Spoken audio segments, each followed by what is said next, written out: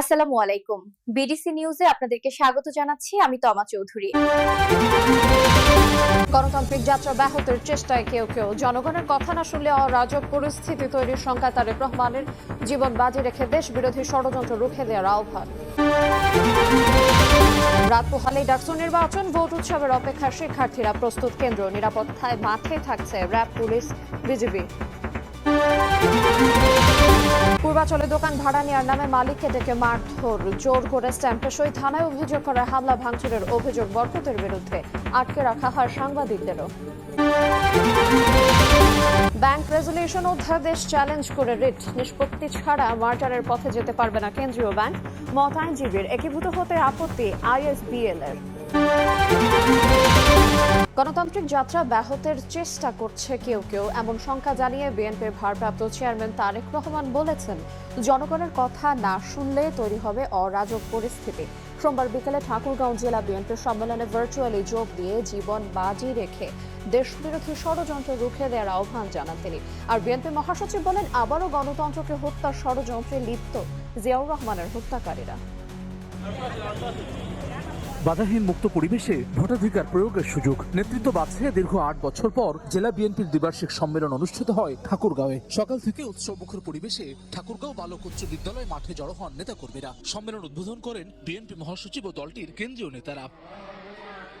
প্রথম অধিবেশনে ভোট গ্রহণ শেষে বিকেল 3টায় শুরু হয় দ্বিবার্ষিক সম্মেলনের দ্বিতীয় পর্ব। এ সময় বিএনপি মহাসচিব মির্জা ফখরুল ইসলাম আলমগীর বলেন, যারা জিয়াউর রহমানকে হত্যা করেছিল নির্বাচনের তারিখ ঘোষণার পর তারা আবার গণতন্ত্রকে হত্যার ষড়যন্ত্র করছে। নির্বাচনের সময় নির্ধারিত হয়ে গেছে, সেই সময় বাংলাদেশের সেই শত্রুরা যারা বারবার বাংলাদেশকে অস্থিতিশীল করতে চেয়েছে, বাংলাদেশের স্বাধীনতার ঘোষক শহীদ জিয়াউর রহমান সাহেবকে হত্যা করেছে এবং গণতন্ত্রকে হত্যা করেছে বারবার। সেই চক্রান্তকারীরা আমার বাংলাদেশের গণতন্ত্রকে হত্যা করার ষড়যন্ত্র করছে। বেশ কিছু রাজনৈতিক দল নানা বক্তব্য উপস্থাপন করছে মন্তব্য করে তারেক রহমান বলেন, বক্তব্য উপস্থাপন করতে গিয়ে পলাতক স্বৈরাচার ফিরে আসার পরিস্থিতি তৈরি হলে দেশ এবং গণতান্ত্রিক পরিস্থিতির জন্য তা ভালো হবে না। বেশ কিছু রাজনৈতিক দলগুলো কতগুলো বক্তব্য তারা উপস্থাপন করছেন। আমরা যদি বক্তব্য উপস্থাপন করতে গিয়ে দেশে যদি এমন একটি পরিস্থিতি তৈরি হয় যে পরিস্থিতিতে কোনো অরাজকতা তৈরি হবার সম্ভাবনা থাকতে পারে, তাহলে দেশের গণতান্ত্রিক ব্যবস্থার জন্য অবশ্যই সেটি কোনোরূপেই ভালো হবে না। ঐকমত্য কমিশনে বিএনপি যেসব বিষয়ে একমত হয়নি তা জনগণের উপর ছাড়ার আহ্বান জানিয়ে তারেক রহমান বলেন, জনগণের কাছে না যেয়ে নিজেরা কথা বলতে থাকলে অরাজক পরিস্থিতি তৈরি হবে। যে কোনো মূল্যে যতক্ষণ পর্যন্ত আমাদের প্রিয় মাতৃভূমি বাংলাদেশ গণতন্ত্রের রেল লাইনে চলা শুরু না করবে, ততক্ষণ পর্যন্ত বিএনপি শহীদ জিয়া, খালেদা জিয়ার প্রত্যেকটি নেতা কর্মী অতন্দ্র প্রহরীর মতন জেগে থাকবে এবং গণতন্ত্র পুনরুদ্ধারে কাজ করবে। কাউন্সিল অধিবেশনে ভোটাধিকার প্রয়োগ করেন জেলার 5 উপজেলা এবং 3 পৌরসভার 808 জন কাউন্সিলর। বিনা প্রতিদ্বন্দ্বিতায় সভাপতি হন মির্জা ফয়সল আমিন, সাধারণ সম্পাদক পদে নির্বাচিত হন পয়গাম আলী। দীর্ঘ কর্তৃত্ববাদী শাসনের অবসান ঘটানো বিএনপি তৃণমূলের এসব নেতাকর্মীদের প্রত্যাশা ভোটাধিকার ফিরে পাওয়া। আজকের এই সম্মেলনের মধ্য দিয়ে উঠে আসা নেতৃত্বের হাত ধরে সে অধিকার নিশ্চিত করতে চান এসব মানুষ। একই সঙ্গে আগামীর বাংলাদেশ বিনির্মাণে 31 দফা নিয়ে উত্তর জনপদের প্রতিটি ঘরে ঘরে পৌঁছে যেতে চান বিএনপির এসব নেতাকর্মীরা। রাত পোহালে অনুষ্ঠিত হতে যাচ্ছে ডাকসু নির্বাচন। ভোট উৎসবের অপেক্ষায় ঢাকা বিশ্ববিদ্যালয়ের শিক্ষার্থীরা 28টি পদে নিজেদের প্রতিনিধি বেছে নেবেন প্রায় 40,000 ভোটার। ক্যাম্পাসে শান্তিপূর্ণ পরিবেশ বজায় থাকার আশা তাদের। এর মধ্যে প্রস্তুত হয়ে গেছে ভোট কেন্দ্র। নির্বাচন ঘিরে নিরাপত্তা শঙ্কা না থাকলেও সতর্ক অবস্থানে থাকার কথা জানিয়েছে ঢাকা মেট্রোপলিটন পুলিশ। 6 বছরের অপেক্ষার অবসান ঘটিয়ে অনুষ্ঠিত হতে যাচ্ছে ডাকসু নির্বাচন। নির্বাচনে নিজেদের পছন্দের প্রার্থীদের নির্বাচিত করতে নির্বিঘ্নে ভোট দেওয়ার অপেক্ষায় শিক্ষার্থীরা। আমরা সবাই খুবই এক্সাইটেড। আমরা চাই যে শান্তিপূর্ণভাবে আমরা আনন্দের মাধ্যমে যেন ভোটটা দিতে পারি। আমি চাচ্ছি নতুনত্ব একটু আসুক, একটু পরিবর্তন আসুক। আমরা চাচ্ছি যে সুষ্ঠুভাবে নির্বাচনটা সম্পন্ন হোক। মঙ্গলবার সকাল 8টা থেকে 4টা পর্যন্ত নিরবচ্ছিন্নভাবে 8টি কেন্দ্রে ভোট দেবেন 39,874 জন শিক্ষার্থী। এরই মধ্যে প্রস্তুত হয়ে গেছে ভোট কেন্দ্র। এদিন দুপুরে সংবাদ সম্মেলনে ছাত্রদল সমর্থিত প্যানেলের প্রার্থীরা অভিযোগ করেন, সাইবার অ্যাটাকের মাধ্যমে জনপ্রিয় প্রার্থীদের দমানোর চেষ্টা করা হচ্ছে।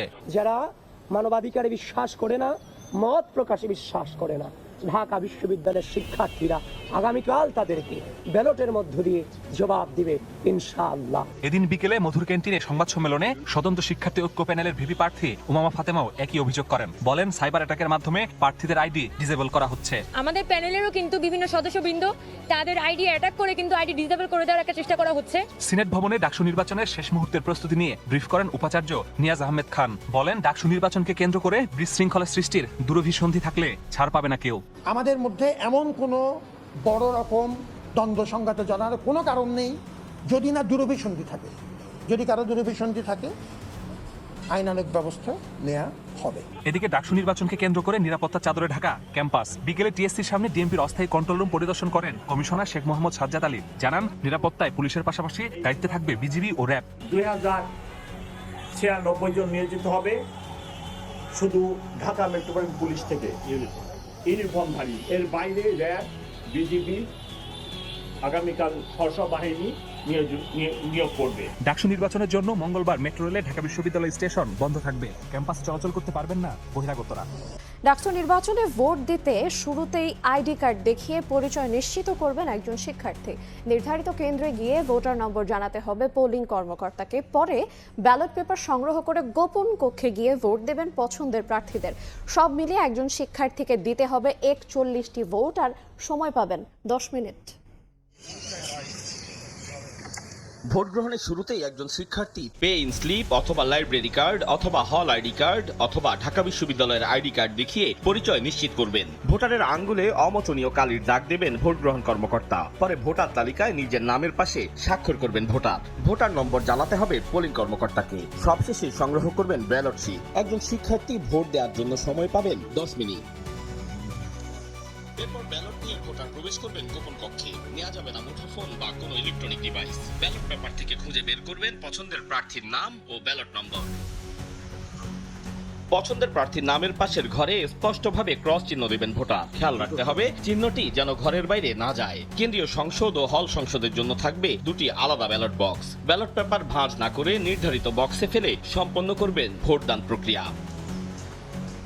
দৃষ্টি প্রতিবন্ধক শিক্ষার্থীদের জন্য প্রথমবারের মতো ব্রেইল পদ্ধতিতে ভোটদানের ব্যবস্থা করা হয়েছে। ব্রেইল পড়তে না পারলে নেওয়া যাবে আরেকজনের সহযোগিতা। ডাকসু নির্বাচন স্বচ্ছ করতে নানা পদক্ষেপ নিয়েছে নির্বাচন কমিশন। ভোট গ্রহণের আগে সাংবাদিকদের সামনে ফাঁকা ব্যালট বাক্স সিলগালা করা হবে। পরে ভোট কেন্দ্রের সামনে ভোট গণনা সরাসরি এলইডি স্ক্রিনে দেখানো হবে। আনুষ্ঠানিকভাবে কিছু জানানো হয়নি সেনাবাহিনীকে, তবে অপেক্ষায় না থেকে এরই মধ্যে নিজস্ব প্রস্তুতি নেওয়ার কথা জানিয়েছে সেনা সদরের military operations director colonel Shafiqul Islam. সোমবার দুপুরে নিয়মিত ব্রিফিংয়ে মব সন্ত্রাসের বিরুদ্ধে অবস্থান পুনর্ব্যক্ত করে তিনি জানান, রাজবাড়িতে কবর থেকে তুলে লাশ পোড়ানোর ঘটনায় জড়িতদের ধরতে একযোগে কাজ করছে পুলিশ ও সেনাবাহিনী। প্রধান উপদেষ্টার কার্যালয় তার প্রেস সচিব কিংবা উপদেষ্টা মণ্ডলীর সদস্যরা বারবার বলিষ্ঠ স্বরে জানাচ্ছেন, ফেব্রুয়ারির প্রথমার্ধেই অনুষ্ঠিত হবে জাতীয় নির্বাচন। মানুষ ফিরে পাবে ভোটাধিকার, দেশে ফিরবে গণতন্ত্র। তবে সময় ঘনিয়ে এলেও নির্বাচনী পরিবেশ সুষ্ঠু রাখার অন্যতম স্টেক হোল্ডার সেনাবাহিনীকে এখনও কিছু জানায়নি সরকার বা নির্বাচন কমিশন। যদিও আনুষ্ঠানিক চিঠির অপেক্ষায় না থেকে প্রস্তুতি নিচ্ছে বাহিনীটি। সোমবার দুপুরে নিয়মিত ব্রিফিংয়ে এ তথ্য নিশ্চিত করেন সেনা সদরের military operations director. Election commission আমরা জেনেছি যে সেনাবাহিনীকে সম্পৃক্ত করা হবে। এখন পর্যন্ত ইলেকশন কমিশন থেকে আমরা কোনো ফর্মাল কোনো নির্দেশনা পাইনি, বাট আমাদের মধ্যে একটা প্রস্তুতি অবশ্যই রয়েছে। সামনের ইলেকশনে আমরা সেই প্রস্তুতি অনুযায়ী গ্রহণ করব। আমাদেরকে ইলেকশন কমিশন থেকে যে দায়িত্ব দেওয়া হবে সেই দায়িত্ব অনুযায়ী আমরা আমাদের